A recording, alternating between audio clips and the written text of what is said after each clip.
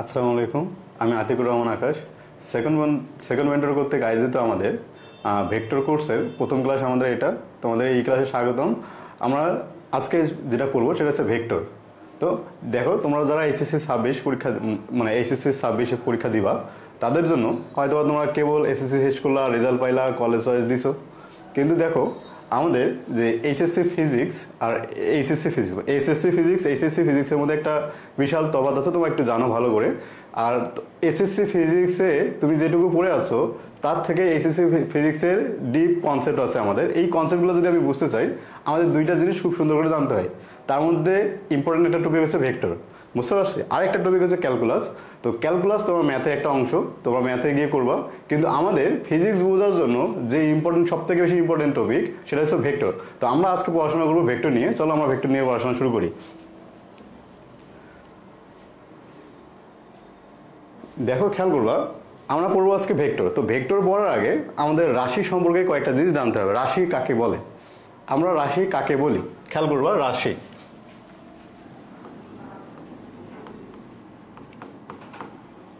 রাশি কাকে বলি, তোমরা 9-10-এ পড়ে যাচ্ছ, ভৌত জগতে যা কিছু পরিমাপ করা যায় তাকেই রাশি বলা হয়। ভৌত জগতে যা কিছু পরিমাপ করা হয় তাকে কি বলা হয়? রাশি বলি আমরা, তাই না? এখন খেয়াল করবা, এই যে তুমি পরিমাপ করতে পারছো, কি কি পরিমাপ করতে পারছো? তোমার ওজন, তোমার ভর, তোমার উচ্চতা, তোমার দৈর্ঘ্য, প্রস্থ, বা তোমার হাতের সংখ্যা, দাঁতের সংখ্যা, এরকম পরিমাপ করতে পারছো, তাই না? এগুলোকে আমরা বলি রাশি। ওকে, তো তোমাকে যদি বলা হয় রাশি কোনগুলো নয়, বা ভৌত জগতে এমন কি কোনো কিছু আছে যেগুলো আমাদের রাশি নয়? এখন দেখো, আলোর সৃষ্টি দেখো সবগুলা। তোমাকে যদি সৌন্দর্য পরিমাপ করতে বলা হয়, দেখো তুমি চাইলেই সৌন্দর্য পরিমাপ করতে পারবে না। তুমি সর্বোচ্চ বলতে পারবা একটা জিনিস দেখতে খুব সুন্দর বা একটু দেখতে আগলি, এইটা ছাড়া তোমার পক্ষে কোনো কিছু ডিফাইন করা বা পরিমাপ করা কোনোভাবেই সম্ভব নয়। তো মোটামুটি অ্যাবস্ট্রাক্ট নাউন ছাড়া, আমি যদি বলি অ্যাবস্ট্রাক্ট নাউন ছাড়া বা বাকি যা কিছু আছে সবগুলোকে আমরা বলতে পারি কি? রাশি, বুঝতে পারছি? তো রাশি কত প্রকার? তোমরা 9-10-এ পড়ে আছো রাশি 2 প্রকার। 9-10-এ কি পড়ে আছো তোমরা? রাশি 2 প্রকার। একটা হচ্ছে মৌলিক রাশি, আরেকটা হচ্ছে আমাদের যৌগিক রাশি। ওকে, তো মৌলিক রাশি কাকে বলে? যে রাশিকে আমরা ভাঙাইতে পারি না তাকে বলছিলাম মৌলিক রাশি, আর যে রাশিকে ভাঙাইতে পারি তাকে বলা হয় যৌগিক রাশি। কারণ খেয়াল করবা, মৌলিক রাশি কি কি আছে আমাদের? মৌলিক রাশি হচ্ছে তোমার 7টা, জানো তোমরা? মৌলিক রাশি মোট কয়টা? 7টা। একটা হচ্ছে তোমার দৈর্ঘ্য, একটা হচ্ছে ভর, একটা হচ্ছে আমাদের সময়, একটা হচ্ছে আমাদের তড়িৎ প্রবাহ,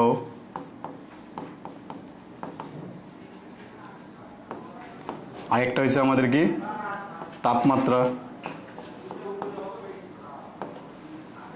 পদার্থের পরিমাপ, পদার্থের পরিমাণ, পদার্থের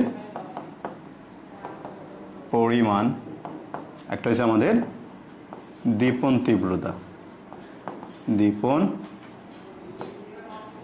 তীব্রতা। ওকে, দেখো মোটামুটি আমরা মৌলিক রাশি 7টা পড়ে আছে, তাই তো? এখন এই যে 7টা পড়লাম, আমরা বলতে হবে এই 7টা রাশির একক কি কি ছিল আমাদের। এখন খেয়াল করো, যদি একক খেয়াল করো, দৈর্ঘ্যের একক কি? মিটার, ভরের একক কেজি, সময়ের একক কি আমাদের? সময়ের একক সেকেন্ড, তড়িৎ প্রবাহের একক এম্পিয়ার, তাপমাত্রার একক ছিল আমাদের কেলভিন, সেলসিয়াস, ফারেনহাইট, যাই বলো না কেন, আমি কেলভিন লিখলাম। পদার্থের পরিমাণ হচ্ছে আমাদের মোল, দীপন তীব্রতা একক ক্যান্ডেলা, তাই না? এগুলো তোমরা জানো, 9-10 পড়ে যাচ্ছ। ওকে, এখন খেয়াল কথা বলবো যৌগিক রাশি কোনগুলা। যৌগিক রাশি কাকে কাকে বললাম? বলছিলাম যে রাশিগুলোকে ভাঙা যায় তাই যৌগিক রাশি। এখন যৌগিক রাশি কেমন? আমি যেমন বললাম বেগ, বেগ আমাদের একটা যৌগিক রাশি। কেন বেগ যৌগিক রাশি? তুমি বেগকে ভাঙাইলে সরণ ভাগ সময় পাবো, তাই না? সরণ ভাগ সময়। তুমি যদি বেগকে ভাঙো তাহলে কি পাবা? সরণ ভাগ সময় পাবো। যেমন আমি তোমাকে যদি বলি আরেকটা উদাহরণ দিতে, ত্বরণ, তাই না? ত্বরণ কেন যৌগিক রাশি? ত্বরণকে তুমি ভাঙাইলে পাবা কি? বেগ ভাগ সময়, তাই তো? আবার মনে করো তোমাকে বললাম বল, বল সমান তুমি কি জানো? ভর ইন্টু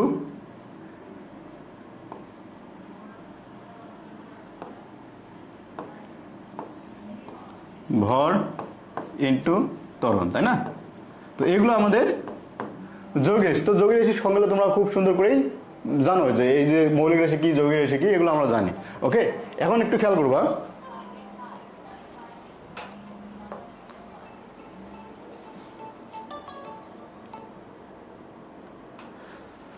সরি, এখন একটু তোমরা খেয়াল করবা, আমাদের এমন আছে বাস্তব জীবনে কিছু কিছু রাশি আছে, যে রাশিগুলো একটু চিন্তা করো।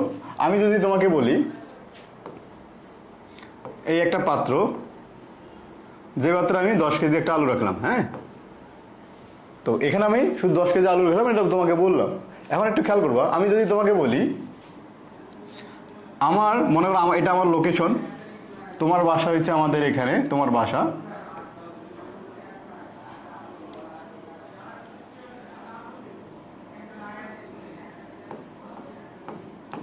এটা তোমার বাসা, আমি আছি এখানে। এখন দেখো, ধরে নাও এটা পূর্ব দিকে 2 কিলোমিটার, পূর্ব দিকে কতটুকু? 2 কিলোমিটার। এখন একটু চিন্তা করো, আমাকে তোমার বাসার লোকেশন আর তুমি বলবো আমাকে, এখন তুমি কিভাবে বলতে পারো? তুমি যদি বলো ভাইয়া আপনি যেখানে আছেন সেখান থেকে 2 কিলোমিটার সামনে আসেন, তো আমার সামনে আমার এইদিকে, কিন্তু তোমার বাসা তো এইদিকে, তাই না? এখন আমি যদি এইদিকে 2 কিলোমিটার চলে যাই,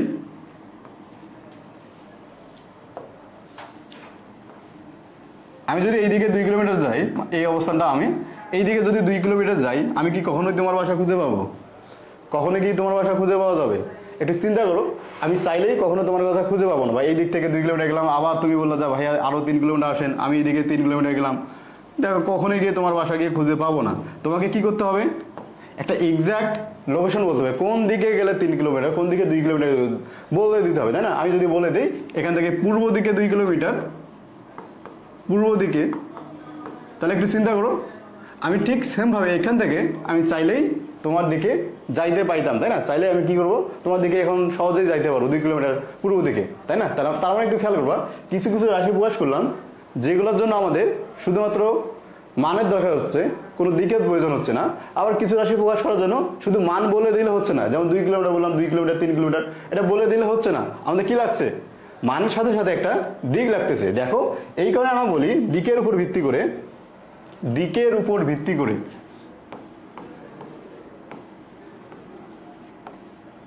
দিকের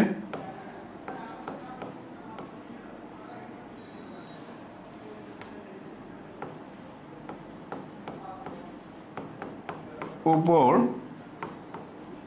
ভিত্তি করে রাশি 2 প্রকার। রাশি কয় প্রকার? 2 প্রকার। একটাকে কি বলি আমরা? দেখো, কিছু কিছু রাশি প্রকার জন্য দিকের দরকার হচ্ছে, কিছু কিছু জন্য দিকের প্রয়োজন হচ্ছে না। যেটাতে দিকের প্রয়োজন হচ্ছে না তাকে বলি আমরা অদিক রাশি। তাকে কি বলি আমরা? অদিক রাশি। যাদের দিকের প্রয়োজন নাই তাকে কি বলি আমরা? অদিক রাশি। আর যে রাশি প্রকাশ করার জন্য আমাদের দিকের প্রয়োজন হচ্ছে তাকে বলা হয় আমাদের সদিক রাশি। দেখো, নামের সাথে মিল আছে না? দিক, দিক আছে মানে অদিক, দিক নাই, আর সদিক মানে দিক আছে, বুঝতে পারছি? তো যে রাশি প্রকাশ করার জন্য আমাদের দিকের প্রয়োজন নাই, শুধু মানের প্রয়োজন, তাকে কি বলবো আমরা? অদিক রাশি। আর যার জন্য আমাদের মান এবং দিক দুইটারই মানে প্রয়োজন, তাকে বলবো আমরা সদিক রাশি। তো এই যে অদিক রাশি, এটাকে আমরা বলি স্কেলার, ইংলিশে বলা হয় স্কেলার রাশি। আর সদিক রাশিকে ইংলিশে বলা হয় ভেক্টর রাশি। ভেক্টর রাশি। ক্লিয়ার হয়েছে? একটা আমাদের অদিক রাশি বা স্কেলার রাশি, একটা সদিক রাশি, আর একটা ভেক্টর রাশি বা ভেক্টর রাশি। ক্লিয়ার হয়েছে?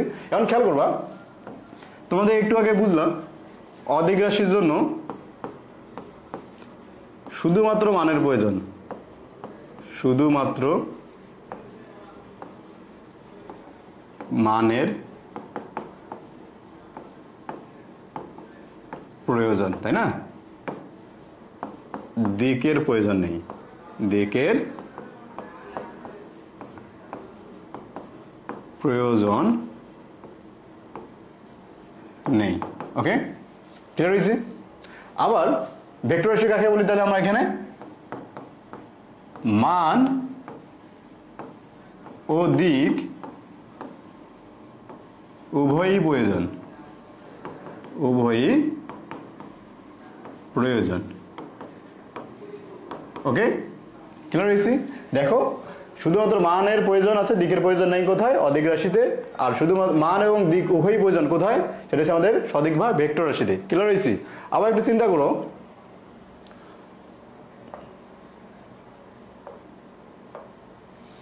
দেখো চিন্তা করে দেখো, এটা আমাদের একটা পাত্র,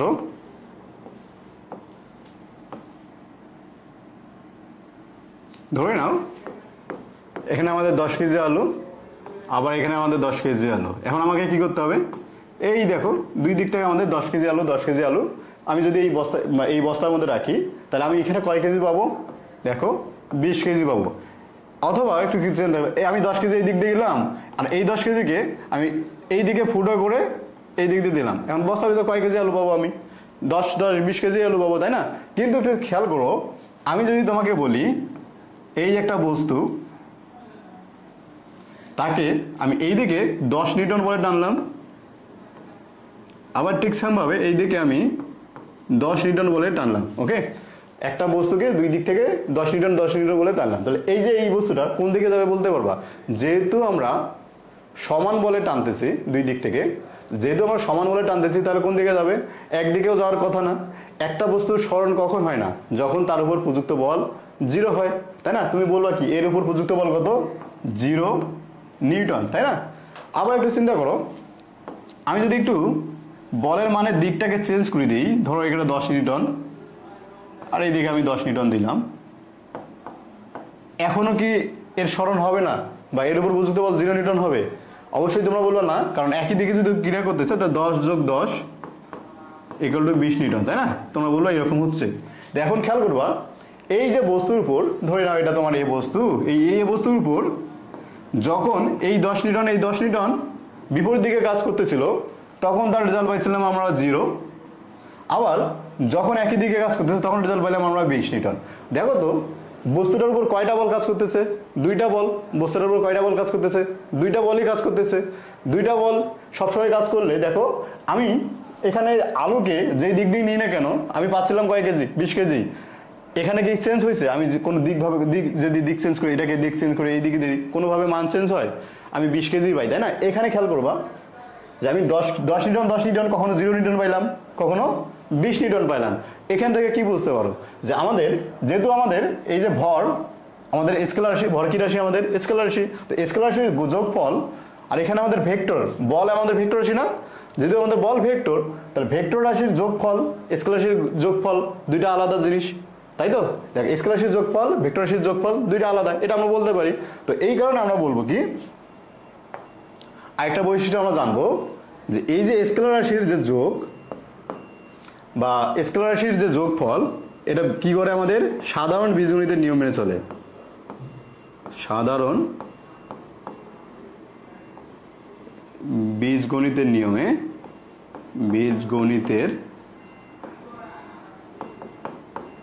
নিয়মে যোগফল নির্ণয় করতে হয়। যোগফল নির্ণয় করতে হয়। ক্লিয়ার হয়েছে? আর এই যে ভেক্টর রাশির যোগফল, এই যোগফলকে আমরা বলি ভেক্টর যোগ অথবা জ্যামিতিক যোগ। কি বলা হয়? ভেক্টর যোগ অথবা জ্যামিতিক যোগ। তাই এটাকে কি বলা হয়? ভেক্টর যোগের নিয়ম অনুযায়ী যোগ করতে হয়। ভেক্টর যোগ বা জ্যামিতিক পদ্ধতিতে যোগ করতে হয়। জ্যামিতিক পদ্ধতিতে যোগ করতে হয়।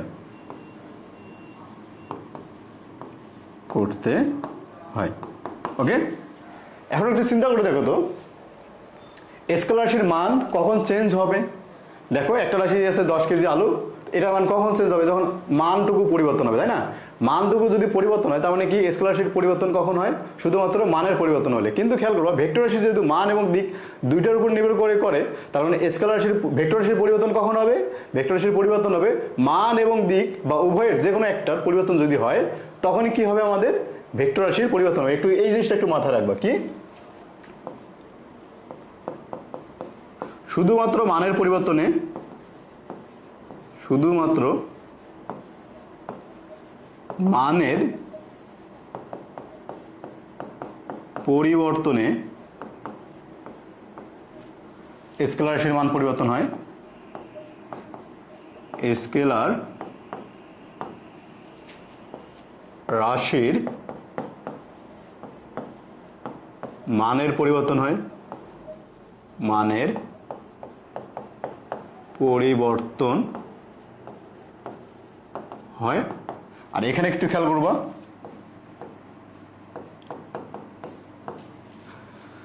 মান বা দিক বা উভয়েরই পরিবর্তন হলে, উভয়ই পরিবর্তন হলে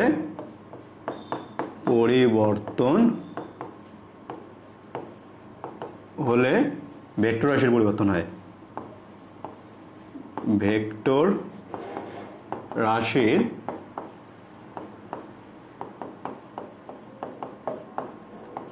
পরিবর্তন হয়। একটু খেয়াল করবা, আমরা স্কেলার রাশি ভেক্টর রাশি দুইটা পার্থক্য খুব সুন্দর করে লিখে দিলাম। আমি স্কেলার রাশি কাকে বলে, ভেক্টর রাশি কাকে বলে খুব সুন্দর করে লিখে দিয়েছি। দেখো তার পার্থক্যগুলো আমরা এখানে ব্যাখ্যা করতে পারবো। ওকে, এখন খেয়াল করবা, আমি তোমাকে যদি বলি স্কেলার রাশি কাকে বলে বা স্কেলার রাশি কোনগুলো, যৌগিক রাশি কোনগুলো বলতে পারবা? স্কেলার রাশি কোনগুলো আর যৌগিক রাশি কোনগুলো? এখন খেয়াল করবা স্কেলার রাশি কোনগুলো, আমি একটু খেয়াল করবো। এখানে তুমি 4 নাম্বার দিয়ে দুইটাকে পার্থক্য লিখে রাখবো না, শুধু উদাহরণটা। এখন খেয়াল করবা, তুমি জানো দৈর্ঘ্য আমাদের স্কেলার রাশি, এটাকে দৈর্ঘ্য বা দূরত্ব বলি আমরা। দূরত্ব আমাদের কি, তারপরে আছে আমাদের দ্রুতি, তাই না? তারপরে একটু খেয়াল করবা, কাজ পড়ে আসছো, তড়িৎ প্রবাহ, তড়িৎ প্রবাহ। এখন একটু খেয়াল করবা, তড়িৎ প্রবাহ স্কেলার রাশি কেন? আমি তো এখানে তড়িৎ প্রবাহ লিখলাম, তড়িৎ প্রবাহ স্কেলার রাশি কেন? তড়িৎ প্রবাহ কেন আমরা স্কেলার রাশি বলি? একটু কোশ্চেনটা আমি একটু লিখে রাখবা।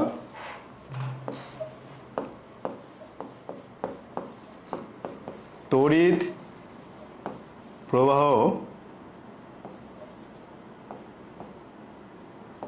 স্কেলার রাশি কেন?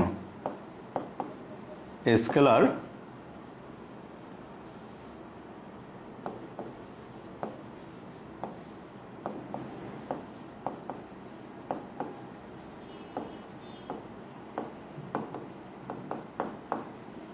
রাশি কেন বলতে পারবা কেন? দেখো তড়িৎ প্রবাহের কি দিক নাই? তড়িৎ প্রবাহের দিক নাই। তোমরা জানো তড়িৎ প্রবাহ উচ্চ বিভব থেকে নিম্ন বিভবের দিকে প্রবাহিত হয়, তাই না? তড়িৎ প্রবাহ কি হয়? উচ্চ বিভব থেকে নিম্ন বিভবের দিকে প্রবাহিত হয়। তড়িৎ প্রবাহের একটা মানও আছে, তো তড়িৎ প্রবাহের মানও আছে, প্লাস কি হচ্ছে আমাদের দিকও আছে, তাহলে সেটা আমাদের ভেক্টর রাশি হওয়ার কথা ছিল, তাই না? মান দিক দুইটাই থাকলে তাকে কি বলি আমরা? ভেক্টর রাশি। কিন্তু তড়িৎ প্রবাহকে আমরা কেন স্কেলার রাশি বলি? কেন স্কেলার রাশি বলি? তোমরা 9 10 যখন ছিল তখন হয়তো তোমার মাথায় আসার কথা, হয়তো তখন তোমরা পড়োনি, কিন্তু এখন একটু খেয়াল করবা কেন আমি তড়িৎ প্রবাহকে স্কেলার রাশি বলি। এখন খেয়াল করবা, তড়িৎ প্রবাহ বা একটা রাশিকে ভেক্টর রাশি যদি বলি তখন কি কি শর্ত মানতে হয়? তোমরা একটু আগেই দেখছিলাম যে মান এবং দিক থাকার সাথে সাথে আমাদের একটা কি রাখতে হবে? ভেক্টর যোগের নিয়ম থাকতে হবে। ভেক্টর যোগের নিয়ম মেনেই যোগফল করতে হবে, তাই না? অথবা তোমরা একটু খেয়াল করবা, তোমরা জানো ভেক্টর রাশির পরিবর্তন কখন হয়? মান বা দিক বা উভয়েরই পরিবর্তন হইলে ভেক্টর রাশির পরিবর্তন হয়, তাই না? একটু চিন্তা করবা, এই যে তড়িৎ প্রবাহ যদি হয়, ধরে নাও তোমার এটা একটা চার্জার একটা লাইন, যেখান থেকে 10 অ্যাম্পিয়ার তড়িৎ প্রবাহিত হয়, তাই না? যদি আমি সোজা রাখি, কি বললাম, এই তারটাকে যদি আমি সোজা রাখি, তার মধ্যে দিয়ে কতটুকু তড়িৎ প্রবাহিত হবে? 10 অ্যাম্পিয়ার তড়িৎ প্রবাহিত হবে। এখন আমি যদি এটাকে বাঁকাই দিই, তার মধ্যে দিয়ে কতটুকু তড়িৎ প্রবাহিত হবে? দেখো উভয়ের ক্ষেত্রে কিন্তু তোমার প্রতিটা লাইনের মধ্যে দিয়ে 10 অ্যাম্পিয়ার তড়িৎ প্রবাহিতই হবে। ওকে, বা আমি এই তারটাকে কি করলাম, এই দিকে দিলাম, দেখো তো প্রতিটি ক্ষেত্রে কতটুকু হচ্ছে আমাদের? 10 অ্যাম্পিয়ার করে তড়িৎ প্রবাহিত হচ্ছে, তাই না? দেখো, কিন্তু যদি ভেক্টর রাশি হইতো, ভেক্টর রাশি যদি হইতো তাহলে কি হতো? তুমি জানো এইদিকে তুমি স্পর্শক বরাবর একটা পাইতা মান, একটা এখানে একটা পাইতা, এখানে এক ধরনের মান পাইতা, এখানে এক ধরনের মান পাইতা, এখানে এক ধরনের মান পাইতা, তাই না? প্রতি ক্ষেত্রে আলাদা আলাদা মান পাইতাম, কারণ তুমি জানো ভেক্টর রাশির মান কখন চেঞ্জ হয়? মান এবং দিক বা উভয়ের পরিবর্তন হলে ভেক্টর রাশির মানে পরিবর্তন হইতে হয়, তাই না? কিন্তু এখানে কি পরিবর্তন হচ্ছে? দেখো তুমি প্রতি ক্ষেত্রে 10 পাচ্ছ, তাই না? তো একটু খেয়াল করবা, তড়িৎ প্রবাহকে কেন স্কেলার রাশি বলা হয়?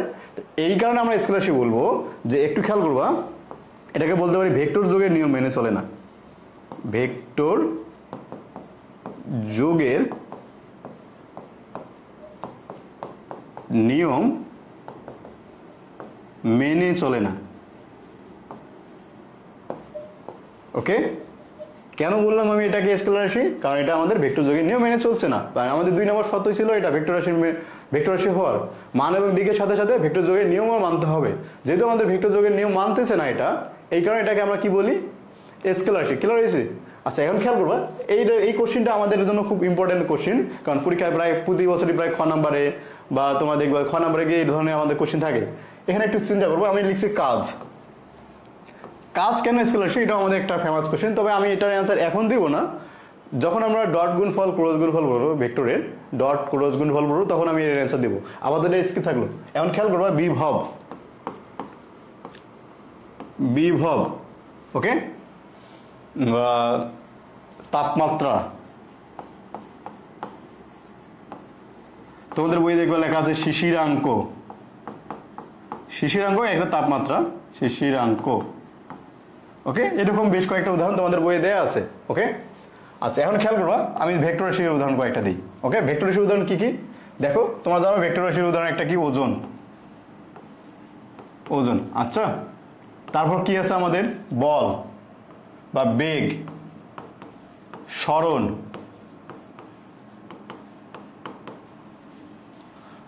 ত্বরণ, বল,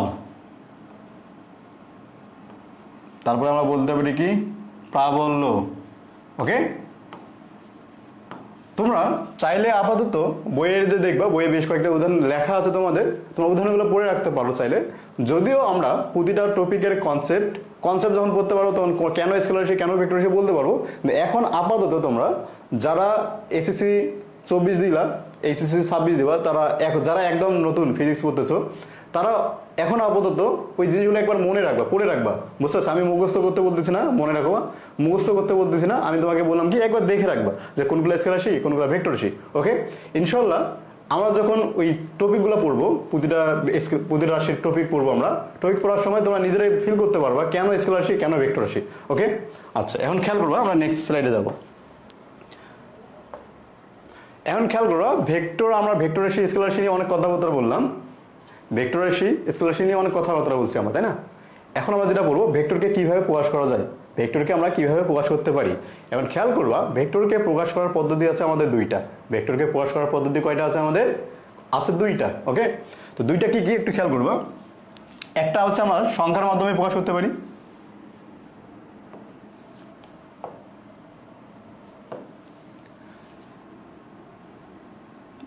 অক্ষর দ্বারা,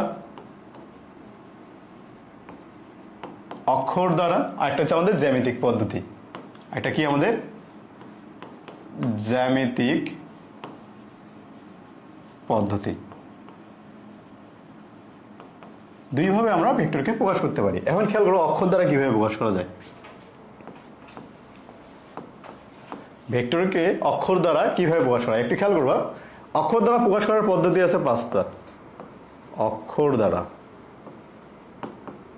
অক্ষর দ্বারা আমরা ভেক্টরকে প্রকাশ করতে পারি কয়ভাবে? 5 ভাবে। যেমন এ একটা ভেক্টর যদি হয়, এর উপর আমি একটা তীর চিহ্ন দিলাম, অথবা আমি নিচে তীর চিহ্ন দিলাম, এগুলো আমাকে কি প্রকাশ করবে? ভেক্টর প্রকাশ করবে। অথবা একটু চিন্তা করো, এ ভেক্টর, তারপর আমি একটা বার চিহ্ন দিলাম, অথবা এ একটা ভেক্টর, তার নিচে আমি বার চিহ্ন দিলাম। এভাবে আমরা চাইলে ভেক্টরকে প্রকাশ করতে পারি। অথবা একটু চিন্তা করবা, আমি যদি বোল্ড করে লিখি, কি অক্ষর? বোল্ড অক্ষর। এখন খেয়াল করো বোল্ড কখন ব্যবহার করা হয়?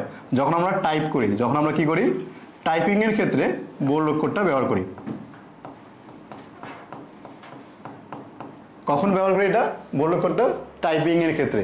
বোল্ড অক্ষরটা কখন ব্যবহার করা হয়? আমাদের টাইপিং এর ক্ষেত্রে ব্যবহার করা হয়। ওকে, তাহলে অক্ষর দ্বারা ভেক্টরকে কয়ভাবে প্রকাশ করলাম আমরা? 4 ভাবে। দেখো 1 2 3 4 5 কয়ভাবে প্রকাশ করলাম আমরা? 5 ভাবে, তাই না? তা ভেক্টর অক্ষর দ্বারা প্রকাশ করা হয় কয়ভাবে? 5 ভাবে। একটু মাথায় রাখবা। এখন তো ভেক্টর যদি হয় তার তো মান থাকবে, তো এই মানটাকে কিভাবে প্রকাশ করবো আমরা? মানটাকে প্রকাশ করবো একটু খেয়াল করো, সবগুলো যেগুলো আছে সবগুলোর মাঝে যদি আমি একটা মডুলাস চিহ্ন দিই, এটাকে এইভাবে প্রকাশ করা যাবে। তুমি চাইলে এইভাবে প্রকাশ করতে পারো, তুমি চাইলে এইভাবে প্রকাশ করতে পারো। মেন কথা, তুমি ভেক্টরকে যেভাবে প্রকাশ করছো তার সাথে যদি মডুলাস চিহ্ন দাও তাহলে তুমি কি করতে পারবা, ভেক্টরকে প্রকাশ করতে পারবা। ক্লিয়ার হয়েছি? অথবা একটু খেয়াল করো, শুধুমাত্র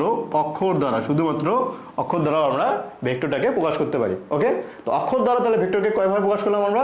দেখো, অক্ষর দ্বারা ভেক্টরকে প্রকাশ করছি 5 ভাবে। একটু মাথায় রাখবা, তোমাকে যদি বলা হয় ভেক্টরকে কয়ভাবে প্রকাশ করা যায়, যদি বলা হয় ভেক্টরকে কয়ভাবে প্রকাশ করা যায়, তখন মনে রাখবে 2 ভাবে। ভেক্টরকে কয়ভাবে প্রকাশ করা যায়? 2 ভাবে। কি কি? একটা হচ্ছে অক্ষর দ্বারা, একটা হচ্ছে জ্যামিতিক পদ্ধতিতে। কিন্তু তোমাকে যদি কোশ্চেন বলা হয় অক্ষর দ্বারা ভেক্টরকে কয়ভাবে প্রকাশ করা যায়, অক্ষর দ্বারা ভেক্টরকে কয়ভাবে প্রকাশ করা যায়, তখন হবে আমাদের 5 ভাবে। ক্লিয়ার হয়েছে? আচ্ছা, এখন খেয়াল করবা, মান তো পাইলাম। এখন জ্যামিতিক পদ্ধতিতে কিভাবে প্রকাশ করা যায়?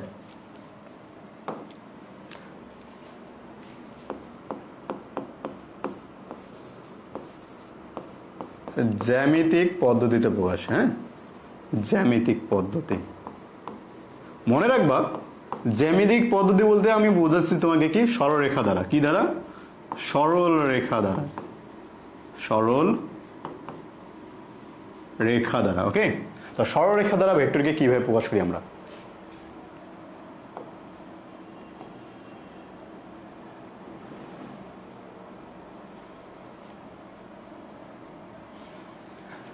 ধরে নাও এটা আমাদের একটা সরলরেখা। দেখো, আমি একটা সরলরেখার মাথা যদি একটা তীর চিহ্ন দিই, একটা সরলরেখার মাথা যদি কি দিই, আমরা একটা তীর চিহ্ন দিই, তাহলে যে যে জিনিসটা প্রকাশ হবে সেটা হচ্ছে আমাদের একটা ভেক্টর। ওকে, এটাকে আমি যদি বলি এই ভেক্টর, তো এই ভেক্টরটা কি হলো আমাদের? দেখো, এই যে এ ভেক্টর, তো এ ভেক্টরের দেখো এটা একটা ভেক্টর যার মাথা আমি কি করলাম, তীর চিহ্ন দিয়ে প্রকাশ করলাম। তো একটু চিন্তা করবা, যে পয়েন্ট থেকে আমি শুরু করছি, যে পয়েন্ট থেকে আমি শুরু করব, সেই পয়েন্টটার নাম হবে আদি বিন্দু। আদি বিন্দু। আর যেখানে গিয়ে আমি শেষ করব তার নাম হচ্ছে আমাদের শেষ বিন্দু। শেষ বিন্দু। ওকে, একটু খেয়াল করো, যখন ভেক্টর দ্বারা প্রকাশ করতেছি বা একটা সরলরেখা দ্বারা প্রকাশ করতেছি, জ্যামিতিক পদ্ধতি প্রকাশ করতেছি, তখন তার মধ্যে কি কি থাকে? একটা আদি বিন্দু থাকে, একটা আমাদের শেষ বিন্দু থাকে। একটা আদি বিন্দু থাকে, একটা কি থাকে? আমাদের শেষ বিন্দু থাকে। এখন খেয়াল করবা, এই যে ভেক্টর আছে আমাদের, তার তো একটা দৈর্ঘ্য ছিল, তাই না? এই যে দৈর্ঘ্য একটা আছে না আমাদের, এই দৈর্ঘ্যটা তার কি হবে? মান প্রকাশ করবে। দৈর্ঘ্যটা কি প্রকাশ করবে? আমাদের মান প্রকাশ করবে। একটু খেয়াল করবা, একটা সরলরেখা দ্বারা যখন ভেক্টর প্রকাশ করব, তার দৈর্ঘ্যটা কি প্রকাশ করবে? দৈর্ঘ্যটা আমাদের প্রকাশ করবে একটা মান। দৈর্ঘ্যটা কি প্রকাশ করবে? আমাদের দৈর্ঘ্যটা প্রকাশ করবে মান। তার মানে কি, যার দৈর্ঘ্য বড় তার মান, সেই ভেক্টরের মান বেশি, যার দৈর্ঘ্য কম সেই ভেক্টরের মান কম। এই জিনিসটাকে আমরা বলি সমানুপাতিক সম্পর্ক, তাই না? এই সম্পর্কটা আমরা কি বলি? সমানুপাতিক সম্পর্ক। তাই তোমরা বলতে পারবা মান সমানুপাতিক দৈর্ঘ্য। মান সমানুপাতিক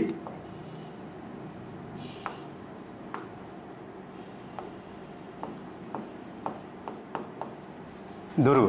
তার মানে কি, যে ভেক্টরের দৈর্ঘ্য বেশি তার মান বেশি, যে ভেক্টরের দৈর্ঘ্য কম তার মান কম। ক্লিয়ার হয়েছে? ওকে, আচ্ছা একটু খেয়াল করবা, তো জ্যামিতিক পদ্ধতিতে আমরা কিভাবে প্রকাশ করতে পারি তো মোটামুটি বুঝলাম, তাই না? এখন একটু চিন্তা করবা, তো জ্যামিতিক পদ্ধতির দিকটাকে কিভাবে নির্দেশ করা হয়। দেখো, ভেক্টর তীর চিহ্ন যে দিকে আছে সেটা হচ্ছে তোমার ভেক্টরটার দিক। তীর চিহ্ন যে দিকে থাকবে, যেমন মনে করে এই একটা ভেক্টর, তার তীর চিহ্ন দিলাম আমি এইদিকে, তাহলে ভেক্টরটা এই দিকে আছে আমাদের। এই যে ধরে নাও এটা একটা ভেক্টর, এটা আমাদের এই দিকে আছে। তো মোটামুটি আমরা এক্স অক্ষের সাথে কত ডিগ্রি কোণে থাকে, মোটামুটি এটা দ্বারাই আমরা দিকটাকে বোঝাবো। হ্যাঁ, এটাকে থিটা দ্বারা প্রকাশ করবো। হ্যাঁ, ধরো থিটা ইকুয়াল এখানে আমাদের 30 ডিগ্রি। তো এই 30 ডিগ্রি দ্বারা আমরা কি বুঝালাম? 30 ডিগ্রি দ্বারা বুঝালাম ভেক্টরটার দিক বুঝাইছে। ওকে, ক্লিয়ার হয়েছে আপাতত? আচ্ছা, এখন খেয়াল করবা, তো ভেক্টরকে কিভাবে প্রকাশ করা হয়, ভেক্টর আমাদের কি কাজে লাগে, এগুলো নিয়ে আমরা সম্পর্কিত জানলাম। এখন ভেক্টর সম্পর্কিত কয়েকটা সংজ্ঞা আমরা জানবো। ওকে, ভেক্টর সম্পর্কিত কয়েকটা সংজ্ঞার মধ্যে আমাদের আছে এখানে সমান ভেক্টর। কি আছে? সমান ভেক্টর। দেখো, ভেক্টর সমান, দুইটা ভেক্টরকে কখন আমরা সমান বলবো? দুইটা ভেক্টরকে কখন আমরা সমান বলবো? যখন দুইটা ভেক্টরের মান এবং দিক উভয়ই সমান। কি বললাম? যখন দুটি ভেক্টরের, যেহেতু সমান বলছে তুলনা করতে হয়, তুলনা তো তুমি একটা ভেক্টরের মাধ্যমে করতে পারবে না, অবশ্যই দুইটি ভেক্টর নির্দেশ করতে হবে। আমি অনেক সময় দেখছিলাম তোমাদের স্টুডেন্টের খাতা দেখতে লিখে যে মান সমান হলে, মান এবং দিক সমান হলে তাকে বলা হয় সমান ভেক্টর। তোমাকে বলে দিতে হবে দুইটা ভেক্টর। ওকে, যদি তোমাদের কি হয়, দুটি ভেক্টরের বা একাধিক ভেক্টরের মান এবং দিক উভয় সমান হয়, কি হইলাম? মান এবং দিক উভয় সমান হয়, তাহলে তাকে কি বলবো আমরা? সমান ভেক্টর। দেখো, সমান ভেক্টর কাকে বলবো? দুটি ভেক্টরের দুই বা ততোধিক ভেক্টরের দুই বা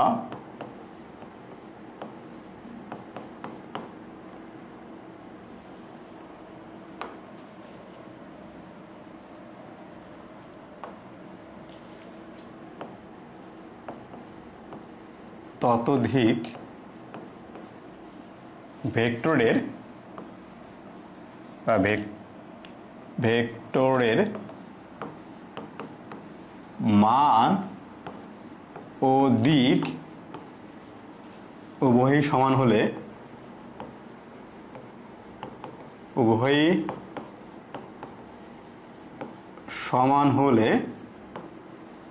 তাকে বলবো আমরা সমান ভেক্টর। তাহলে সমান ভেক্টর বলে অবশ্যই এখানে তাদেরকে লেখা ভালো,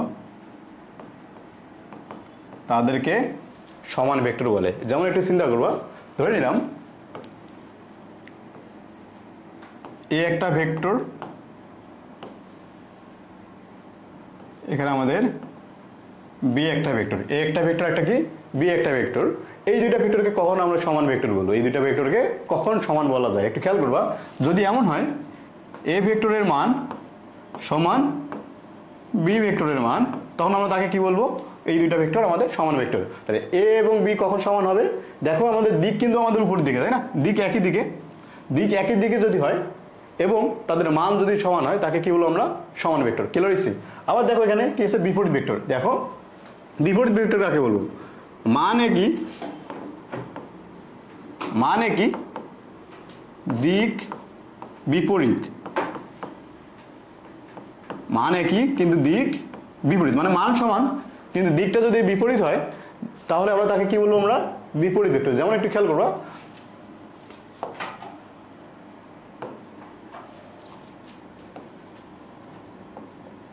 সি একটা যদি ভেক্টর হয়, এই সি ভেক্টরটাকে এ এবং বি ভেক্টরের বিপরীত ভেক্টর কখন বলবো? যদি এমন হয় এ ভেক্টর সমান বি ভেক্টর, তো তোমরা পাইছি না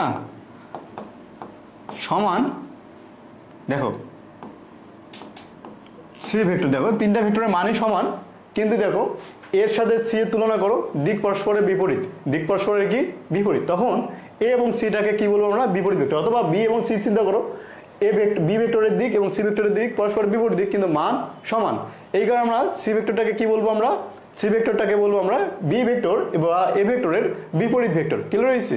আচ্ছা, এখন খেয়াল করো সমতলীয় ভেক্টর। দেখো নাম দেখেই বোঝা যাচ্ছে, সম মানে সমান, তলীয় মানে তল। তার মানে কি? যদি একাধিক ভেক্টর একই তলে অবস্থিত হয়, কি কইলাম? যদি একাধিক ভেক্টর একই তলে অবস্থিত হবে তাহলে ওই ভেক্টরগুলোকে কি বলবো আমরা? সমতলীয় ভেক্টর। একই তলীয় মানে কি? একই তলে অবস্থান করে, তাই না? একই তলে অবস্থান করে, তাই না? যদি একই তলে অবস্থান করে একাধিক ভেক্টর তাহলে তাকে কি বলবো আমরা? সমতলীয় ভেক্টর। এখন খেয়াল করবা, আমি যদি বলি এই যে তোমার ভেক্টর যতগুলো আছে এ বি সি, যতগুলো ভেক্টর আছে, দেখো আমি ওই সবগুলো এই বোর্ডের তলেই অবস্থান করছে, তাই না? যদি এমন হইতো, আমি মনে করি যে একটা তল, এটাকে তুমি আরেকটা ভেক্টর ধরো, এই যে একটা তল, আমার হাতের তলে একটা তল, তার সাথে এই জিনিসটাকে মার্কারটাকে চিন্তা করো, পেন্সিলটাকে চিন্তা করো, দেখো আমাদের এটা কিন্তু আমাদের এই বরাবর আছে, তাই না? তখন এটাকে কিন্তু আমরা সমতলীয় বলবো না। আমার হাতের মধ্যে যদি আমি আরো 4-5টা নিই তাহলে সবগুলো কি হবে? সমতলীয় হবে। কিন্তু খেয়াল করবা, এটা একটা তল, এটা একটা তল, যদি এমন হয় বিপরীত তল আছে তখন আমরা তাদেরকে সমতলীয় বলবো না। সমতলীয় কখন বলবো? যদি এখন সবগুলো একই তলে অবস্থিত হয় তখন তাকে কি বলবো আমরা? সমতলীয় ভেক্টর। একটু খেয়াল করো, সমরেখ ভেক্টর। সমরেখ কাকে বলে?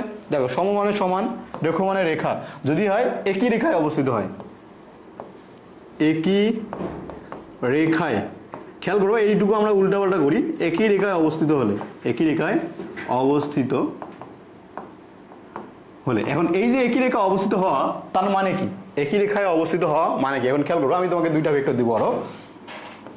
ধরে নাও এ একটা ভেক্টর, বি একটা ভেক্টর। আচ্ছা, এ বি দিচ্ছি না, এ বি দিচ্ছি না, আর অন্য কিছু একটা দিই।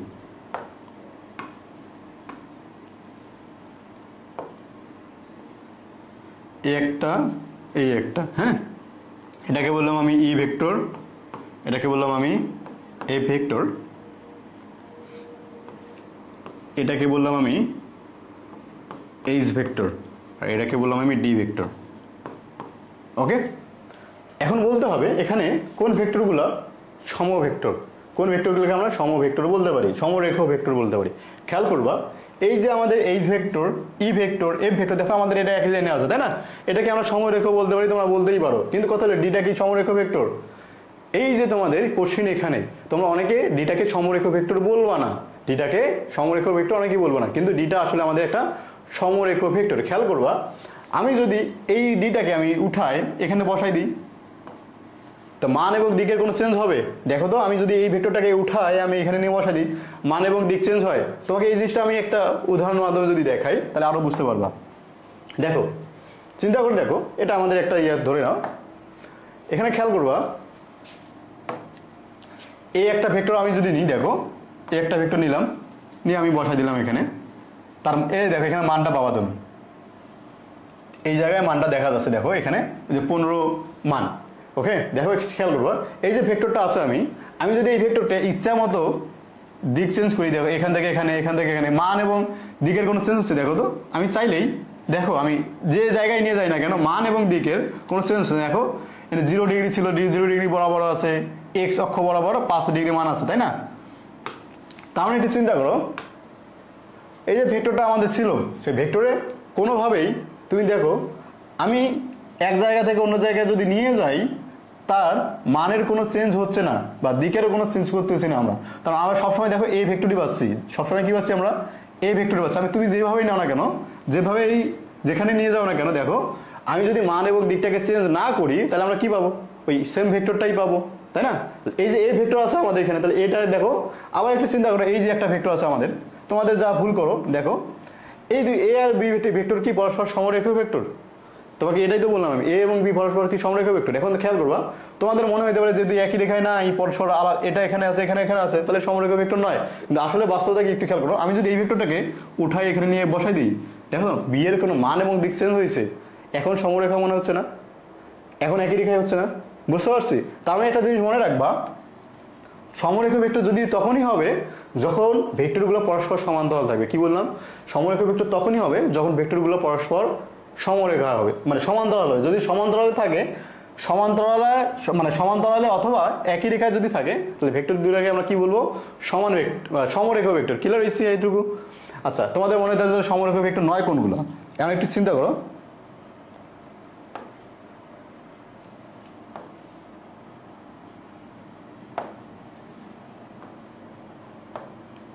সমরেখ ভেক্টর নয় কোনগুলো তোমাদের মনে হইতে পারে। ওকে, একটা ভেক্টর নাম, দেখ এটা একটা ভেক্টর যার মান 13 এবং 0 ডিগ্রি অ্যাঙ্গেলে আছে। এখন একটু খেয়াল করবা এই একটা ভেক্টর, দেখো তো এই দুইটা ভেক্টর কি পরস্পর সমরেখ ভেক্টর?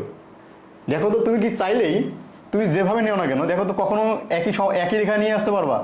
একই রেখা নিয়ে আসতে পারো? দেখো তো এই দুইটা কি কখনো একই রেখায় আসবে? তুমি সরাও, মান এবং দিক কোনো কিছু চেঞ্জ করা যাবে না, তোমাকে শুধু ভেক্টর এক স্থান থেকে অন্য জায়গায় নিয়ে যেতে হবে। ওকে, দেখো তো কোনোভাবেই কি এটাকে একই রেখা নিয়ে আসা যায়? এই ক্ষেত্রে আমাদের একই রেখা হবে না, বা সমরেখ ভেক্টর বলতে পারবো না। ক্লিয়ার হয়েছি?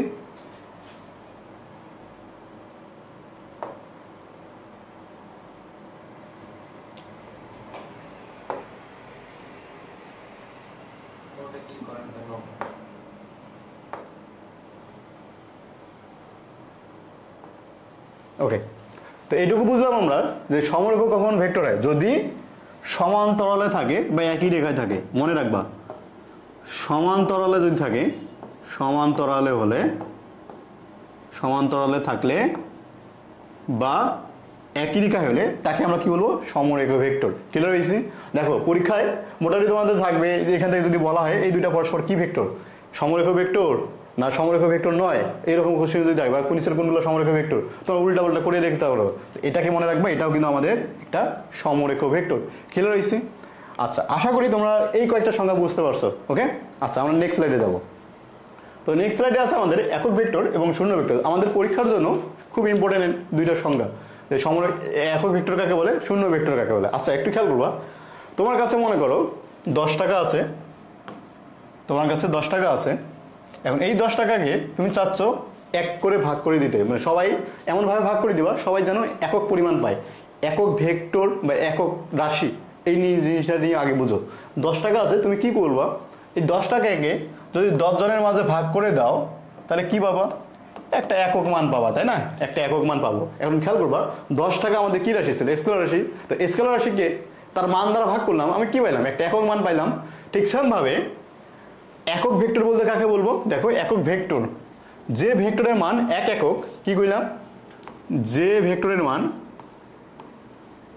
যে ভেক্টরের মান এক একক তাকে একক ভেক্টর বলে।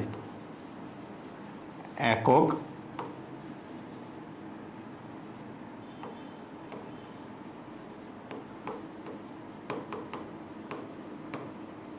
তাকে কি বলে আমরা? একক ভেক্টর। যে ভেক্টরের মান এক একক তাকে কি বলা হয়?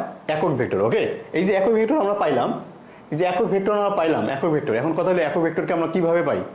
একক ভেক্টরকে কিভাবে পাওয়া যায়?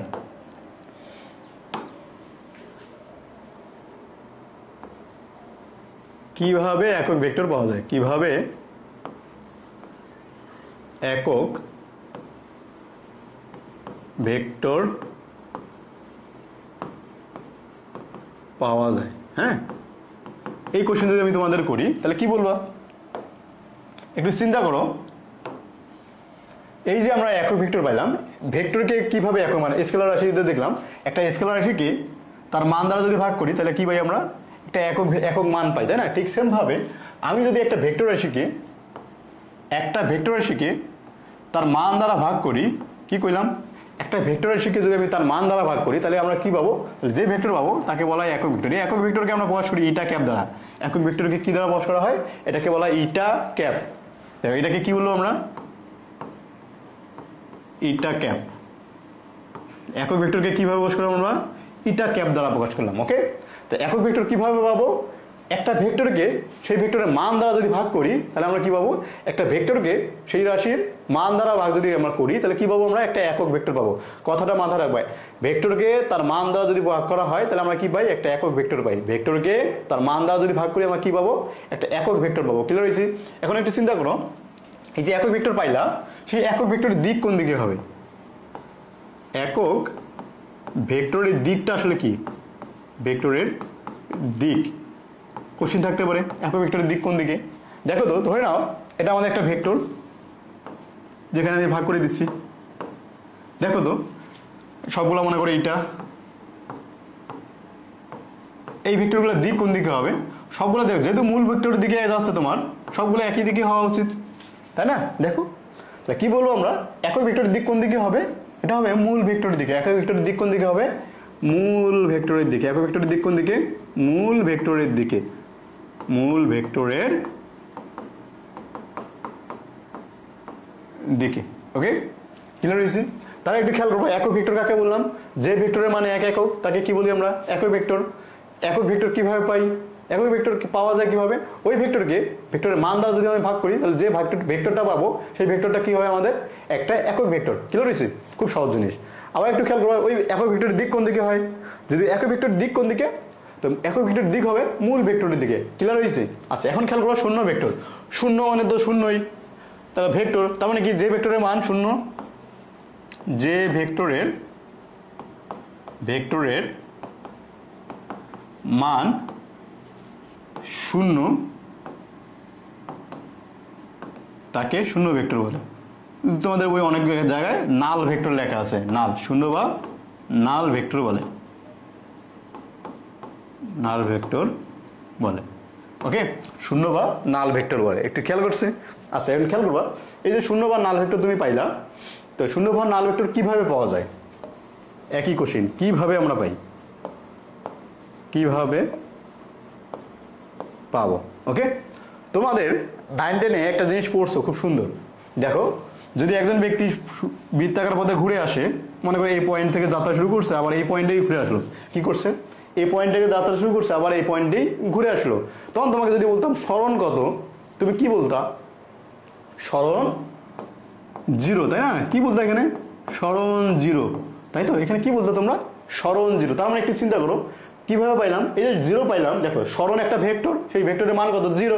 এই সরণটাকে আমরা কি বলি? শূন্য ভেক্টর। কি হয়েছে? এখন খেয়াল করবা, এই যে শূন্য ভেক্টর তুমি পাইলা, এই শূন্য ভেক্টর কিভাবে হইলো?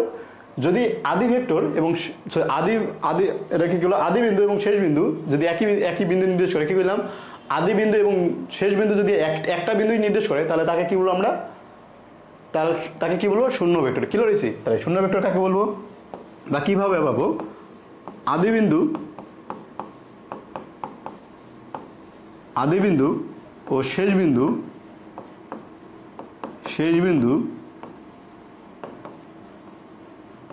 একই হলে শূন্য ভেক্টর পাবা। কি বলেছি, কিভাবে পাওয়া যাবে শূন্য ভেক্টর, আদি বিন্দু ও শেষ বিন্দু যদি একই হয় তাহলে তাকে কি বলবো আমরা, শূন্য ভেক্টরই বলবো। তোমাদের বইয়ে দেখবা কোথাও কোনো বই লেখা আছে যে ভেক্টরের মান শূন্য তাকে বলা হয় শূন্য ভেক্টর, কোথাও লেখা আছে যে ভেক্টরের আদি বিন্দু এবং শেষ বিন্দু একই হয়, একই বিন্দু নির্দেশ করে, তাকে বলা হয়, তাকে কি বলা হয় আমাদের শূন্য ভেক্টর। আবার একটু চিন্তা করো, তোমাদের শুরুতেই আমি একটা উদাহরণ দিছিলাম, এই বস্তুকে একদিকে একজন 10 নিউটন বলে এইদিকে টানতেছে, আবার 10 নিউটন বলে এইদিকে টানতেছে, তাহলে তুমি কত পাবা, 0 নিউটন। বল তুমি পাচ্ছ 0 নিউটন, বল একটা ভেক্টর আছে তাই না, সেই বলের মান কত পাইলা, 0 নিউটন। তাহলে এই কথা তুমি বলতে পারো, দুটি সমমানের বল বিপরীত দিকে ক্রিয়া করলে, সমমানের ভেক্টর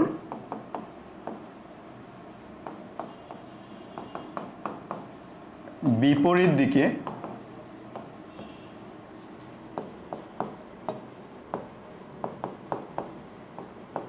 ক্রিয়া করলে তাকে কি বলি আমরা, শূন্য ভেক্টর। কি হয়েছে, এখন কথা হলো শূন্য ভেক্টরের দিক কোন দিকে, শূন্য ভেক্টরের দিক কোন দিকে, শূন্য ভেক্টরের দিক কি হবে বলো, দেখো তো এই যে 0 নিউটন পাইলাম, তার দিক কোন দিকে হবে, তো দিক তো এখানেই তাই না, এখানে দেখো এই সরণটার দিক কোন দিকে, এ থেকে এতে তাই না, মানে কি ওই একই বিন্দু নির্দেশ করতে। মনে রাখবা একমাত্র ভেক্টর যে ভেক্টরের আমাদের দিক নাই, একমাত্র ভেক্টর শূন্য ভেক্টর যে ভেক্টর আমাদের কি কোনো দিক নাই, মনে রাখবা শূন্য ভেক্টরের দিক নাই। ওকে, ভেক্টর শূন্য ভেক্টর, এটা একটা ভেক্টর কিন্তু এই ভেক্টরের আমাদের দিক নেই। ক্লিয়ার হয়েছি? ওকে, এটা একটু মাথায় রাখতে হবে আমাদের। তো মোটামুটি আমাদের ভেক্টরকে কিভাবে প্রকাশ করা হয়, ভেক্টরের যে কয়েকটা আমাদের ইম্পর্টেন্ট কয়েকটা সংজ্ঞা আমরা জানলাম, যেগুলো আমাদের মোটামুটি ক নাম্বারের জন্য খ নাম্বারেই আসে আমাদের, মোটামুটি আমরা একটা বেসিক ধারণা পাইলাম। ওকে, আচ্ছা এখন একটু খেয়াল করবা, তো বেসিক ধারণা পাওয়ার পর আমাদের যারা ইম্পর্টেন্ট কোশ্চেন আমাদের আসে পরীক্ষার জন্য, আমাদের পরীক্ষায় বলতে বেসিক জানার জন্য আমাদের ইম্পর্টেন্ট, সেই ইম্পর্টেন্ট টপিক হচ্ছে আমাদের ভেক্টর যোগ। কি আমাদের ভেক্টর যোগ, তোমরা একটু আগেই দেখছিলাম ভেক্টরকে যোগ যদি করি আমরা, ভেক্টর যদি আমি যোগ করি তাহলে ভেক্টর যোগটা মানে সাধারণ যোগের তুলনায় একটু ব্যতিক্রম তাই না। তো এই যে ভেক্টর যোগটাকে কিভাবে করা যায়, কয় পদ্ধতিতে করা যায়, কিভাবে করা যায়, কেন করতে হয় ভেক্টর যোগ, এইগুলোই নিয়ে আমরা আলোচনা করবো কি আমাদের ভেক্টর যোগে। তো এখনকার পড়াশোনা আমাদের কি ভেক্টর যোগ। খেয়াল করবা ভেক্টর যোগ আমরা কয়ভাবে করতে পারি, আমি লিখে রাখছি যদিও স্লাইডে। ভেক্টর যোগ করা যায় 5 ভাবে। ভেক্টর যোগ কয়ভাবে করা যায়, 5 ভাবে। একটা যে সাধারণ সূত্র, একটা ত্রিভুজ সূত্র, একটা বহুভুজ সূত্র, একটা সামান্তরিক সূত্র, একটা যে উপাংশের সাহায্যে যোগ। ওকে, ক্লিয়ার হচ্ছে? তাহলে ভেক্টর যোগ কয়ভাবে করা যায়, ভেক্টর যোগ করা যায় আমাদের 5 ভাবে। ভেক্টর যোগ কয় পদ্ধতিতে করা যায়, ভেক্টর যোগ করার পদ্ধতি হচ্ছে আমাদের 5টা। ওকে, কি কি 5টা, সাধারণ সূত্র, ত্রিভুজ সূত্র, বহুভুজ সূত্র, সামান্তরিক সূত্র এবং উপাংশ সূত্র। ওকে, এখন খেয়াল করবা তোমরা সাধারণ সূত্র প্রয়োগ করে যাচ্ছ, ত্রিভুজ সূত্র প্রয়োগ করে যাচ্ছ 9, 10-এ তোমরা, বা বহুভুজ সূত্র এইগুলোর ব্যবহার তোমরা করে যাচ্ছ, যদিও জানো না যে 9, 10-এ জানতা না যেগুলো ভেক্টর যোগের নিয়ম, তোমরা করে যাচ্ছ আমি জানি। আমি যদি উদাহরণ দিই তখনও বুঝবা তোমরা করে যাচ্ছ, কিন্তু তোমাদের ওই ধারণাটা ছিল না। এখন আমরা তোমার চেষ্টা করবো 9, 10-এর বেসিক যে ধারণা ছিল তোমার, তার সাথে এখন ভেক্টর যোগের যে তোমার সম্পর্ক, তোমাকে সেই সম্পর্কটা আমার ধরা দেয়া। ওকে, খেয়াল করবা কি কি করা যায়। সাধারণ সূত্র আমাদের এখানে আছে। সাধারণ সূত্র জানার আগে একটু খেয়াল করো, আমি তোমাকে একটা উদাহরণ দিই, তুমি বলবা। মনে করো একজন ব্যক্তি এ থেকে বি গেল, বি থেকে সিতে গেল। ওকে, এটা 3 মিটার, এটা আমাদের 4 মিটার। দেখো এই জিনিসগুলো তোমরা করছো, কি করছে, এ থেকে বি গেছে, আবার বি থেকে সিতে গেছে, এ থেকে বি, বি থেকে সি। এখন কোশ্চেন হলো সরণ কত। আমি ভেক্টর নিয়ে যদি কাজ করতেছি, সরণ একটা ভেক্টর, সরণ কত তোমরা খুব সহজে বের করতাম। এই সরণ জানতো আদি বিন্দু থেকে শেষ বিন্দুর মধ্যে দিয়ে দূরত্ব। তোমরা এইটুকু একটা যোগ করে দিতা, যে এই যে জিনিসটা এটাকে তোমরা বলতে যোগফল, তাই না? তো মোটামুটি এটা কি হতো আমাদের একটা অতিভুজ, অতিভুজ যদি হয় 3 উপর স্কোয়ার প্লাস 4 উপর স্কোয়ার ইকুয়াল টু 5, তাই না? এরকম পাইতা, তাই না? এই যে তুমি এই জিনিসটা করছো, এই যে প্রয়োগটা করছিলা, এটাই মিলে দেবে ভাইয়া ভেক্টর যোগ। এটাই কি আমাদের ভেক্টর যোগ। ক্লিয়ার হয়েছি? এই ভেক্টর যোগ করে আসছিল, তাই না?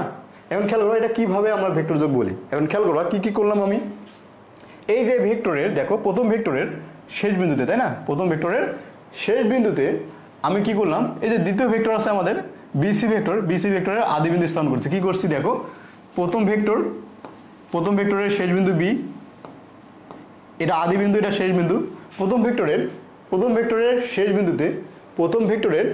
শেষ বিন্দুতে বি এবং সি, দেখো এটা যদি বিসি হয়, তুমি জানো ভেক্টরকে এক জায়গা থেকে অন্য একটা জায়গায় নিয়ে যাওয়া যায়, এক জায়গা থেকে অন্য একটা জায়গায় নিয়ে যাওয়া হয়, এই পদ্ধতিটাকে বলা ভেক্টর স্থানান্তর। মনে একটু মাথা রাখবা, আমি ভুলে গেছি যদিও, ভেক্টর স্থানান্তর। ওকে, এটাকে কি বলা হয়? ভেক্টর স্থানান্তর। এখন খেয়াল করবা, আমি এই যে বি সি, এটা মনে করো বি এবং সি, এই বি এবং সি ভেক্টর, এই ভেক্টরটাকে কি করলাম, এখান থেকে উঠে এখানে নিয়ে বসাই দিলাম, এখান থেকে নিয়ে কি করলাম, এখানে বসাই দিলাম। তাহলে কি হবে আমাদের এই জিনিসটা কি হবে, যেহেতু আমি ভেক্টরটা স্থানান্তর করে নিয়ে আসলাম, তাহলে এই ভেক্টর একই ভেক্টর। তাহলে কি করছি দেখো, এই যে তোমার শেষ আদি বিন্দু, এই আদি বিন্দুটা আমি এখানে গিয়ে বসাই দিলাম। তার মানে কি করলাম, প্রথম ভেক্টরের শেষ বিন্দুতে দ্বিতীয় ভেক্টরের আদি বিন্দু স্থাপন করলাম। প্রথম ভেক্টরের শেষ বিন্দুতে দ্বিতীয় ভেক্টরের আদি বিন্দু যদি স্থাপন করি, তাহলে ওই দুইটা ভেক্টরের যোগফল কোনটা হবে দেখো, প্রথম ভেক্টরের আদি থেকে দ্বিতীয় ভেক্টরের শেষ, তাই না? প্রথম ভেক্টরের আদি থেকে দ্বিতীয় ভেক্টরের শেষ, এটাকে আমরা কি বললাম, ভেক্টর যোগ। দেখো প্রথম ভেক্টরের আদি থেকে দ্বিতীয় ভেক্টরের শেষ, ওকে, প্রথম ভেক্টরের আদি দ্বিতীয় ভেক্টরের যদি শেষ যদি তুমি যোগ করো, তাহলে কি পাবো আমরা ওই দুইটা ভেক্টরের যোগফল পাবো। আমি এটাই লিখছি, দুইটি ভেক্টরের যোগের ক্ষেত্রে একটি ভেক্টরের শীর্ষবিন্দুতে, কি বলছি, একটি ভেক্টরের শীর্ষবিন্দুতে, একটি ভেক্টরের শীর্ষ বা শেষ বিন্দুতে অপর একটা ভেক্টরের পাদবিন্দু বা আদিবিন্দু, অপর একটা ভেক্টরের পাদবিন্দু বা আদিবিন্দু যদি স্থাপন করা হয়, দেখো শীর্ষবিন্দু বা শেষ বিন্দু একই কথা, শেষ বিন্দু, পাদবিন্দু বা এটাকে বলা হয় আদিবিন্দু। ওকে, পাদবিন্দু বা আদিবিন্দু যদি স্থাপন করি, তাহলে প্রথম ভেক্টরের পাদবিন্দু থেকে দ্বিতীয় ভেক্টরের শেষ বিন্দুর সরলরেখার যোগফলটাই হবে আমাদের কি, ওই দুইটা ভেক্টরের যোগফল। ক্লিয়ার হয়েছে? তো মোটামুটি আমি এটাই বলছিলাম এখানে, যে সাধারণ সূত্র কি আমাদের, সাধারণ সূত্র হবে কি, যদি এমন হয় দুইটা ভেক্টর তোমাকে দেওয়া থাকে, প্রথম ভেক্টরের শীর্ষবিন্দুতে বা শেষ বিন্দুতে প্রথম ভেক্টর যদি আদি বিন্দু স্থাপন করো, তাহলে প্রথম ভেক্টরের আদি থেকে দ্বিতীয় ভেক্টরের শেষ বিন্দুর সংযোজক সরলরেখাটাই কি হবে আমাদের ভেক্টর, ওই দুইটা ভেক্টরের যোগফল নির্দেশ করবে। ক্লিয়ার হয়েছে? যেটা আমি এখানে করছি, যদি এমন হয় তাহলে এটা আমাদের সি। তাহলে আমরা এখান থেকে কি বলবো, A B vector plus BC vector equal to A C vector. দেখো প্রথম ভেক্টরের শেষ বিন্দুতে দ্বিতীয় ভেক্টরের আদি বিন্দু স্থাপন করছি, রেজাল্ট কি হলো আমাদের, প্রথম বিন্দু এবং শেষ বিন্দুর সংযোজক সরলরেখা। ক্লিয়ার হয়েছে? ওকে, বুঝতে পারছি। তাহলে ভেক্টর যোগটা বুঝলাম। দেখো তোমরা 9-10 করে যাচ্ছ, আমি তোমাদের শুধু ধরাই দিচ্ছি যে কিভাবে করতে হয় এগুলো। এখন খেয়াল করবো ত্রিভুজ সূত্র। এখন কি করবো আমরা, ত্রিভুজ সূত্র। একই জিনিস খেয়াল করবা, এটা যদি আমাদের একটা ত্রিভুজ হয়, এ বি সি, কি খেয়াল করবো এখানে, যদি আমাদের এটা ত্রিভুজ হয় বা তুমি স্মরণ যদি হয়, এ থেকে বি, বি থেকে সি যদি হয়, তখন তুমি কি বলতো, স্মরণ কি হইতো, স্মরণ হইতো এ সি, তাই না? এটা কি হইতো আমাদের স্মরণ হইতো। স্মরণটা কি হলো আমাদের, এই যে স্মরণ প্লাস এই যে স্মরণ, এই দুইটার যোগফল না, এ বি প্লাস বিসি, এই দুইটার যোগফল কি আমাদের এসি, এটাই তো স্মরণ। এটাকেই আমরা মূলত বলি ত্রিভুজ সূত্র। কি ত্রিভুজ সূত্র কি হলো আমাদের, খেয়াল করবা, এই যে দুইটা বাহু, দেখো এই বাহু বা এই বাহু এগুলোকে কি বলা হয়, সন্নিহিত বাহু। এটাকে কি বলা হয়, সন্নিহিত বাহু। এখন খেয়াল করবা, এই যে সন্নিহিত বাহু, দেখো একই ক্রমে আছে, একই ক্রম আর বিপরীত ক্রম বুঝো। দেখো মনে করো তোমার এইরকম একটা ভেক্টর দেওয়া আছে, এরকম আছে, এরকম আছে, এরকম আছে, দেখো এই জিনিসগুলোকে কি বলা হয়, একই ক্রম। একই ক্রম মানে কি, একটার শেষ বিন্দুতে অন্য একটা আদি বিন্দু, অন্যটার শেষ বিন্দুতে অন্য একটা আদি বিন্দু, অন্যটার শেষ বিন্দুতে অন্য একটা আদি বিন্দু, এটাকে বলা হয় কি একই ক্রমে। এই ক্রমটাকে কি বলা হয়, একই ক্রম। বুঝতে পারছো? এই ক্রমটাকে কি বলা হয়, একই ক্রম। এই যে একই ক্রম যদি হয়, দেখো যদি এমন হয় যে দুইটা ভেক্টর ত্রিভুজের দুইটা সন্নিহিত বাহু, কি বললাম, এই দুইটাকে কি বললাম সন্নিহিত বাহু, তাই না? ত্রিভুজের দুইটা সন্নিহিত বাহু যদি একই ক্রমে হয় তাহলে তৃতীয় বাহুর বিপরীত ক্রম, খেয়াল করো তো, এটা এই দিকে হলে একই ক্রম হইতো না, এই ক্রমটা হলে একই ক্রম হইতো না, কিন্তু আমি এখানে কি করছি বিপরীত দিকে দিচ্ছি। তার মানে কি, যদি দুইটা ভেক্টরের সন্নিহিত বাহু একই ক্রমে থাকে তাহলে তার সেই দুইটা যোগফল কি হবে, তৃতীয় বাহুর বিপরীত ক্রম। কি বললাম, দুটি ভেক্টরের ত্রিভুজের দুটি সন্নিহিত বাহু যদি একই ক্রমে দুটি ভেক্টর নির্দেশ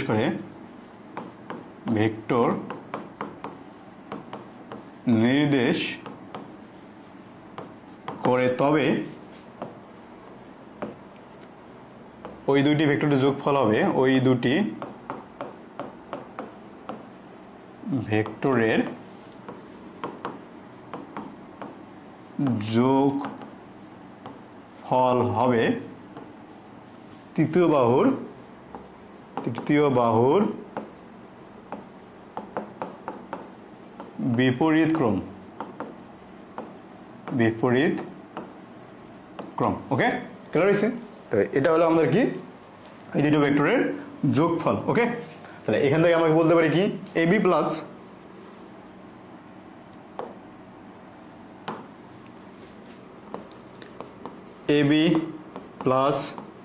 BC equal to A C, তাই না? এখন একটু চিন্তা করো, আমি চাইলে এই জিনিসটাকে কি করতে পারি,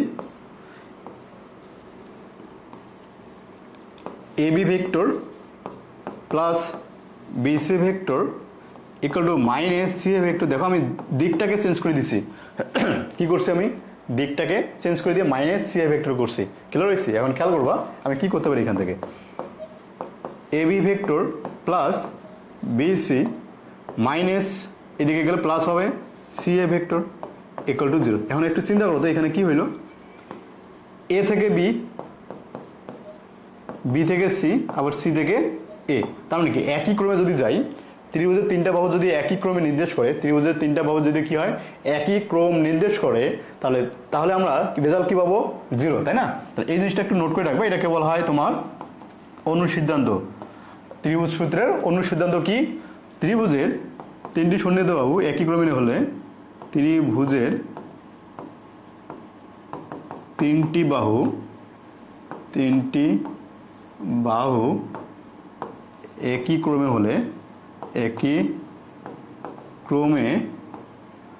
হলে যোগফল বা লব্ধি শূন্য হয়। ওকে, ক্লিয়ার হয়েছে? যোগফল বা লব্ধি কি আমাদের শূন্য হয়। তো এটাই ছিল আমাদের ত্রিভুজ সূত্র। আমরা নেক্সট ক্লাসে হয়তো তোমাদের সাথে সামান্তরিক সূত্র নিয়ে কথা বলবো। ততক্ষণ পর্যন্ত সুস্থ থাকো, সুন্দর থাকো, খোদা হাফেজ।